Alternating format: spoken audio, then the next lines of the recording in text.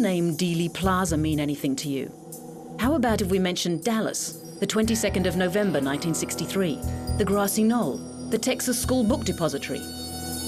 Dealey Plaza is the nondescript stretch of public highway where John Fitzgerald Kennedy, the 35th President of the United States of America, was assassinated as he rode in an open-top 1961 Lincoln Continental limousine with his wife Jacqueline. 3 shots rang out in quick succession across the plaza, taking police, Secret Service agents, and the surrounding public by complete surprise. Controversy still surrounds this brutal slaying that shocked a nation, and indeed the world.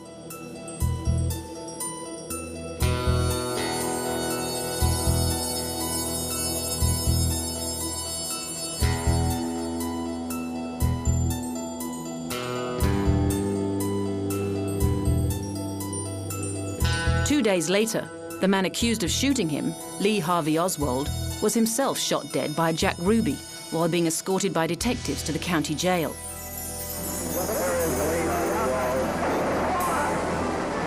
The death of the main suspect was a major factor in the development of perhaps the greatest web of conspiracy theories the world has ever known. Was it Harvey alone whose shot blew out the back right-hand part of JFK's head and left Jackie Kennedy's pink Chanel suit splattered with blood and brain matter? The 1964 Warren Commission thought so. Did he have an accomplice? And who is really to blame? The CIA, the Mafia, the Cubans, the Israelis, the Soviet bloc, organized crime syndicates, Kennedy's Vice President Lindbergh Jr, or the controversial FBI head, J. Edgar Hoover? All have been suggested as possible culprits at one time or another. One of the few things we know for sure is that Dealey Plaza will forever be remembered as the place where JFK took his last breath. Place lAlma is another spot that may not immediately ring bells of recognition. But as soon as you add the date Sunday the 31st of August 1997 and mention a speeding blue Mercedes, most people on the whole planet will instantly be transported back to where they were and what they were doing when they heard the news that Princess Diana had been killed. Just after midnight on that date, the car in which she was traveling hit a pillar in the Parisian tunnel at Pont lAlma, a bridge across the River Seine. Also killed were her lover Dodi El-Fayed and the French driver Henri Paul. The princess's bodyguard, Trevor Rees-Jones, survived, but with serious facial injuries and little recollection of what had happened. The public outpouring of grief and disbelief was unprecedented. For a while, it even seemed as if the events might cause the toppling of the British monarchy, when the royal family's reaction to Diana's death, adhering strictly to age-old protocol, didn't tie in with the popular mood. A decade after the crash, the seemingly endless inquiries and inquests, and even more endless conspiracy theories, prove that the world's fascination for the people's princess remains strong. Fanning the flames, Mohammed Al-Fayed, owner of London's most famous store Harrods, has been tireless in his determination to uncover what or who really caused the deaths of his son and the world's most photographed woman. Will he or we ever find out the truth behind the mysterious white Fiat Uno, described by witnesses but never traced? Was it the paparazzi in the tunnel that night, or members of England's Secret Service MI6? We may never know, and while questions remain, the Place lAlma will continue to draw sightseers and fans, all eager to witness for themselves the spot where the 36-year-old Queen of Hearts met her tragic and untimely end.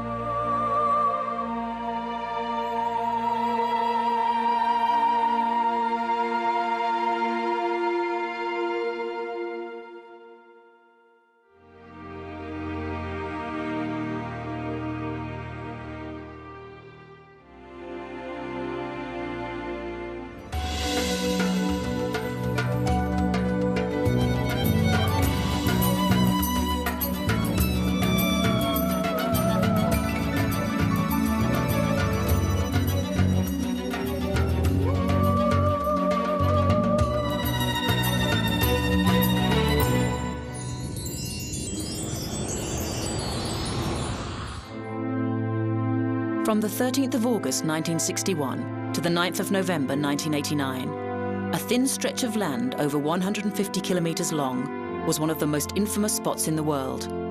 It may have been made from concrete and barbed wire, But for 28 years, the Berlin Wall was the world's most visible symbol of the Iron Curtain, physically separating communism from democracy. 43 kilometers of it ran through the middle of Berlin, dividing the Soviet-style German Democratic Republic from the Federal Republic of Germany, which controlled West Berlin. But how did such a complicated arrangement come about in the first place? For the answer to that, we have to go back even further, to 1945. The post-World War II amicable subdivision of Germany into French, American, British and Soviet-controlled sections ran into severe trouble with the advent of the Cold War. By 1961, economic and political tensions had seen so many East Berliners migrate to the West, the East German government erected what they called an anti-fascist protection barrier. Over the next 28 years, the original wire fence was greatly fortified, until in 1975, it became the sophisticated Grenzmauer, 45,000 separate sections of reinforced concrete, each 3.6 meters high and 1.2 meters wide. During the wall's existence, over 200 people were killed trying to cross it. The fall of communism across Eastern Europe eventually led to euphoric scenes as thousands of East Berliners surged through border crossing points on the 9th of November 1989. German reunification concluded a year later on the 3rd of October 1990. Today, all that remains are small sections of concrete memorials to the fact that no wall lasts forever.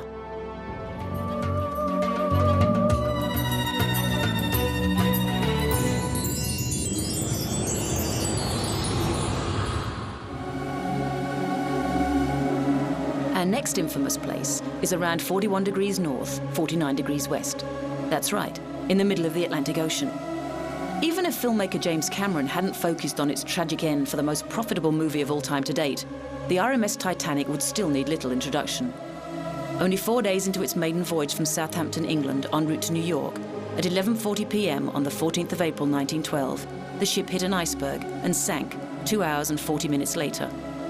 Over the centuries, there have been thousands of wrecked ships and other nautical disasters, but above all others, the story of this doomed liner continues to fascinate people the world over.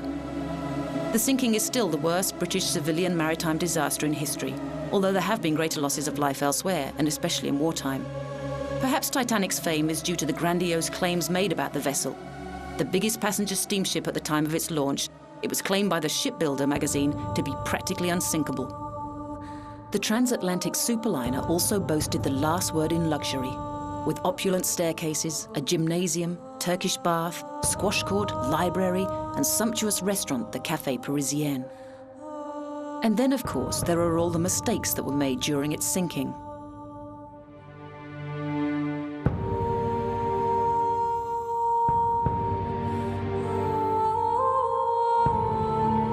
The fact that there were only enough lifeboats for half of the passengers, and that many of them were launched half full, or that the nearby SS Californian had its wireless turned off for the night and, confused by the colours, ignored the Titanic's distress rockets.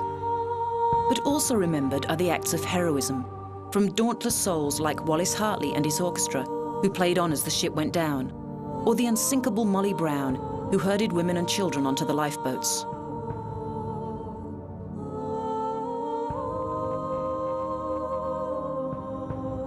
But mostly the Titanic will be remembered for showing so clearly what terrible consequences can arise when mistakes are made out of greed, stupidity, carelessness, and simple bad luck. Although there remains some disagreement as to the exact number, around 1,500 lives were lost that night, needlessly.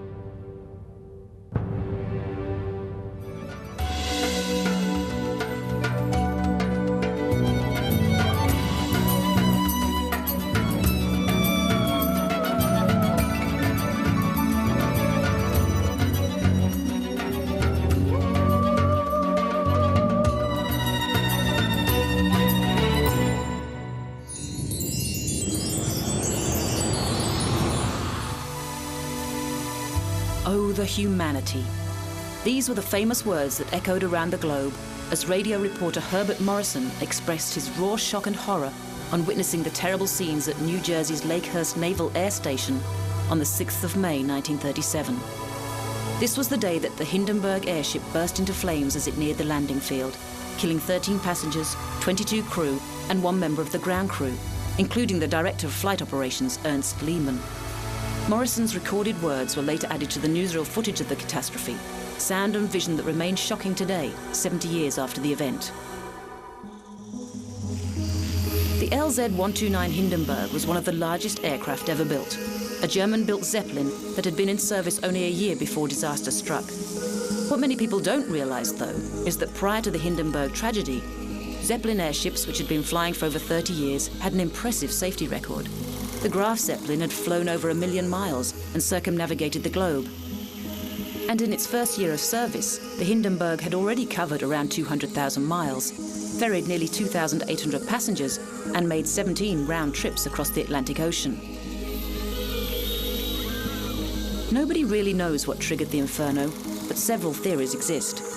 Many have blamed the fact that the craft was filled with the highly flammable hydrogen rather than helium, due to a United States military embargo on the less volatile gas. There was also the suggestion that the fire was the work of anti-Nazi saboteurs, or, as the former head of the Zeppelin company, Dr. Hugo Eckener, believed, that Captain Max Pruss mishandled the entire landing maneuver. Was it a static spark, lightning, or incendiary paint? What is certain is that the stunning and widely seen footage of the accident sounded a death knell for the giant passenger-carrying airships, after a golden age that had lasted for almost 40 years.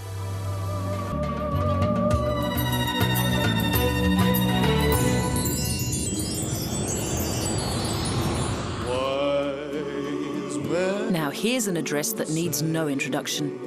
Pulling 700,000 visitors a year, Graceland is the second most visited home in the United States after the White House. On a par with such famous regal residences as Buckingham Palace and the Palace of Versailles, 3764 Elvis Presley Boulevard is one of the most recognized dwellings on the planet. It was thanks to the events of one fateful day, 16th of August 1977, that Graceland joins our list of infamous places. The day that Elvis Presley, the most popular and successful entertainer of all time, was found dead in his bathroom, killed by an overdose of prescription drugs and complications from severe heart disease. He was 42. The estate was in dire financial straits at the time of Elvis's death, losing $500,000 a year. Its fortunes were turned around in 1982 when Priscilla, Elvis's ex-wife, decided to turn the place into a museum, a move that paid off handsomely. And today, Graceland is more popular than ever, especially during August, when the Elvis Tribute Week has Memphis throbbing with all things Elvis, including the emotional candlelight ceremony.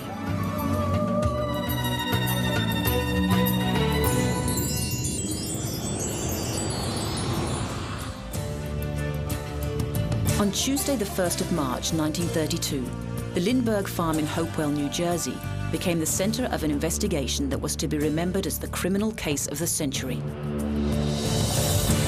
With crudely scribbled ransom notes and $14,000 found hidden in his garage, German carpenter Bruno Richard Hauptmann quickly became the #1 suspect in the crime that shocked America.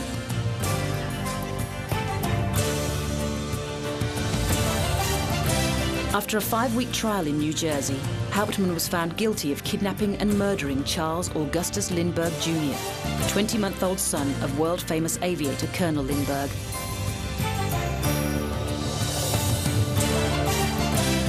Sentenced to death, he was electrocuted on the 3rd of April, 1936.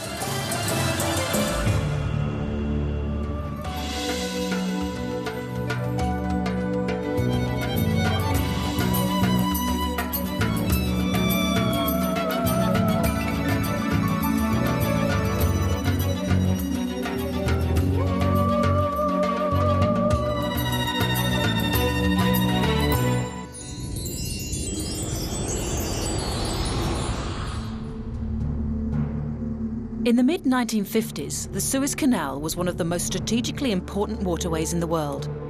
Britain no longer needed it to protect its ever-dwindling empire, but it was a vital oil route, with 2/3 of Europe's oil passing through it by 1955.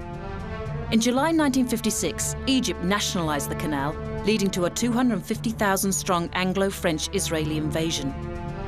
On the 29th of October, Israeli paratroopers and ground forces attacked the Sinai Peninsula, while British and French troops launched Operation Musketeer 2 days later, attacking Egypt by air and sea.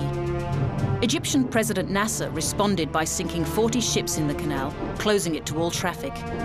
The 70,000 Egyptian forces were quickly overwhelmed, but world opinion labeled the invasion an act of aggression. The invading forces had made the fatal error of not securing American support for the offensive. And, even more significantly, Soviet Union leader Nikita Khrushchev threatened to intervene on the Egyptian side. The United States appealed to the United Nations. The General Assembly passed the Uniting for Peace resolution and ordered a ceasefire leading to the end of hostilities in March 1957, and the first ever introduction of a UN peacekeeping force. The whole affair was a political debacle for Britain and France, and greatly marked their decline as global powers.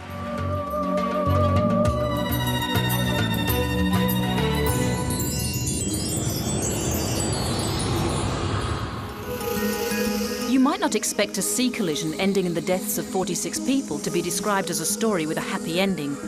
But there were another 1,660 crew and passengers who survived the sinking of the Andrea Doria, thanks to a well-orchestrated and speedy rescue operation, which saved this maritime disaster of July 1956 from being another Titanic. Thick fog off the coast of Nantucket in the USA was the main culprit, when the Italian line's luxury ocean liner, the SS Andrea Doria, was hit in the side by the Swedish-American line's SS Stockholm and sank the next morning. Miraculously, 14-year-old Linda Morgan survived only by being catapulted from the Andrea Doria onto the Stockholm's bow.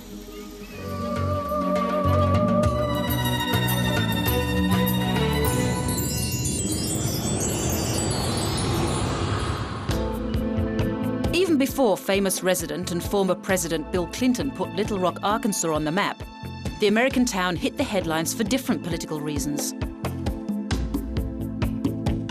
On the 23rd of September 1957, 9 African-American students were denied access to the Central High School by an angry, anti-integrationist mob of over 1,000 white students and their supporters. This led to a showdown between President Dwight D. Eisenhower, who marshaled 1,200 soldiers to escort the students to school, and Governor Orville Phobos, who tried to physically prevent the students from entering the school with the help of the National Guard. The crisis escalated to such an extent that the school was shut down for most of 1959, before finally reopening as an integrated school system toward the end of the year. Having been spat at and abused, the 9 students all went on to distinguish themselves. They became writers, professors, civil rights activists, publishers and educators. During their ordeal, the Little Rock Nine were advised by local journalist and activist Daisy Bates. Along with Bates, the students received the Spingarn Medal in 1958, and the 9 also received the Congressional Gold Medal in November 1999 in recognition of their brave stand.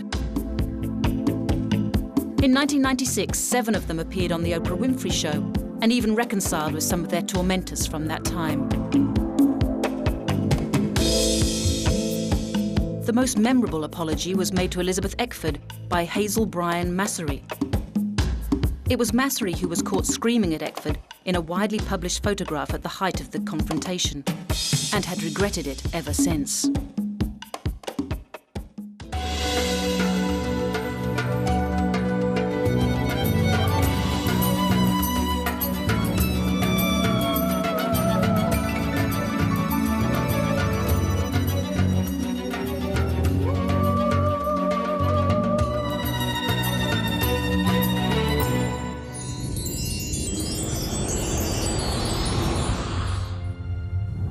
In a world of infamous places, there is one instantly recognizable name that inspires more dread and horror than any other: Hiroshima. On the 6th of August 1945, the US B-29, dubbed the Enola Gay, flew over the Japanese city and at 8:15 a.m. local time, dropped a nuclear bomb called Little Boy. The plane was piloted by 509th Composite Group Commander Colonel Paul Tibbets and was launched from an airbase in the West Pacific, 6 hours flight time from Japan. The bomb, a gun-type fission weapon with 60 kilograms of uranium-235, exploded about 600 meters above the city, killing at least 80,000 people outright and completely destroying nearly 70% of the city's infrastructure. An estimated 60,000 further deaths occurred in the following months, and thousands have also died since then of illnesses caused by the bomb, such as radiation poisoning. The city of Hiroshima was targeted for several reasons. It was large, with a population of approximately 255,000. It was surrounded by hills, which focused the bomb's destructive power. and it housed important army bases, including the headquarters of the 5th Division and the 2nd General Army, which commanded the defense of all of southern Japan. It had not been targeted by American bombing during the war, making it possible to accurately measure the atomic bomb's effects, and there were also no prisoner of war camps. These reasons combined resulted in Washington making it their primary target. The research and development project that resulted in the design and construction of the world's first atomic bombs was named the Manhattan Project. It was originally instigated by European refugee scientists afraid that Nazi Germany was developing a similar program. At a cost of nearly $2 billion, it was one of the largest and most expensive R&D programs ever. Following the first atomic bomb test detonation in New Mexico in July, the Little Boy bomb was dropped on Hiroshima by the armed forces of the United States of America under President Harry S. Truman, as was Fat Man, the second bomb detonated over Nagasaki 3 days later, killing an estimated 74,000 people. In both cities, most of those killed and wounded were civilians. The US made the momentous decision to use nuclear weapons in a bid to force Japan's surrender and end the 6-year-old Second World War. Japan did indeed surrender on the 15th of August, but the role of the bombings in that decision has been the subject of debate ever since. The US government's position was that the bombings would hasten the end of the war and result in far fewer deaths on both sides of the conflict than if the planned invasion of Japan had gone ahead. In Japan, the view was that the attacks were unjustified, and the magnitude of the devastation made the actions inherently immoral. Many people around the world agreed, including such luminaries as Albert Camus and a number of the scientists involved with the Manhattan Project, such as Dr. James Franck, Albert Einstein, and Leo Szilard. The future president, Dwight D. Eisenhower, wrote of his grave misgivings in his memoir, The White House Years, citing his belief that Japan was already defeated and that America should avoid shocking world opinion by the use of a weapon whose employment was no longer mandatory as a measure to save American lives. The director of the Nuclear Studies Institute at the American University in Washington, Peter Kuznick, wrote these damning words about President Truman. He knew he was beginning the process of annihilation of the species. It was not just a war crime, it was a crime against humanity. Kuznick was also one of several commentators who believed that America's ulterior motive in detonating the atomic bomb was to show the Russians the horrifying capabilities of its new weapon of mass destruction and cement its place as the global superpower in the post-World War II landscape. Following the horrific events in Hiroshima, the city was rebuilt. The closest surviving building to where the bomb was detonated was renamed Genbaku Dome, or the Atomic Dome, and became part of the Hiroshima Peace Memorial Park. Every year on the 6th of August, also known as A-Bomb Day, the city holds the Peace Memorial Ceremony in the Memorial Park in honor of the victims and to pray for world peace. Unsurprisingly, to this day, the city's government is a strong advocate of the abolition of all nuclear weapons.